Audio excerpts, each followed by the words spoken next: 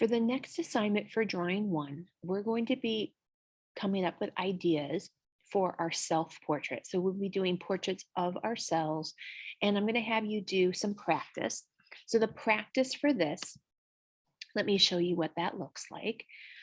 It's going to look like this, where it kind of goes through some basics of things that you might want to think about. So, what you want to express about who you are or your personality. So, some of your moods, maybe some of your favorite facial expressions, that sort of thing.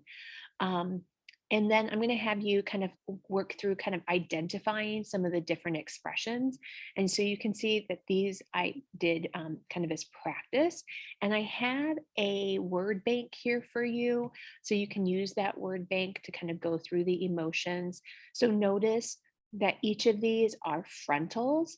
I might tilt my head or I might look up, but there's a lot that you can do even with just a frontal view. And then the second part, I'm going to have you take pictures either with your phone camera or taking with your Chromebook. And so I gave you some emojis or some emoticons as examples. Notice that we're only focusing on the frontal ones, conveying emotions. We're not doing any sort of silly animals or any other sort of things. It has to be a frontal portrait for drawing one where we're learning the proportions of the face. And so then what you're going to do is you're going to come up with some different emotions. So you can look at emojis. You can obviously look at your own references that you have on your own phone or do other research to come up with other ones. This is not the end all be all of all list. I even have a link here on the worksheet that you can go to for some more. But what you can do is write out or find the emoji for an expression and then try to come up with your own. Notice that it's not identical. It doesn't have to be. It could be a little bit closer if you wanted to. But I want you to think about how you can express an emotion in a front view. So let me show you some examples of what these are going to look like when we're actually done.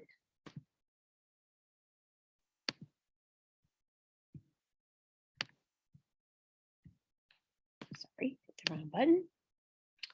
So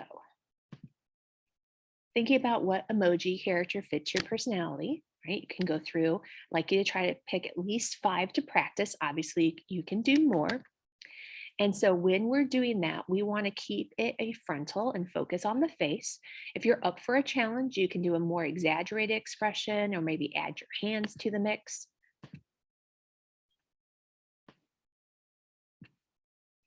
So from that best 5, we'll pick our favorite. And so here's some examples. We're going to be using color. We're going to do oil pastel. This one is more of a challenge one since she used her hands in the image. But think about how you can communicate your emotions through your eyes and through your mouth, right? Just shifting the eyes can say a lot, right? Think about how you can look paranoid or conniving. Notice how her mouth angles up. You can be determined or up to something. We can play with symmetry when we go through to crop these later. So we can either do it perfectly symmetrical or asymmetrical. We can be surprised, we can be happy, thinking about how we can take it up a notch if we already are pretty good at portraits. Maybe we want to incorporate hands. You know, from previous assignments, hands are kind of challenging. So this is kind of a challenge element, or maybe doing an expression that's a little more showing teeth or more expanded.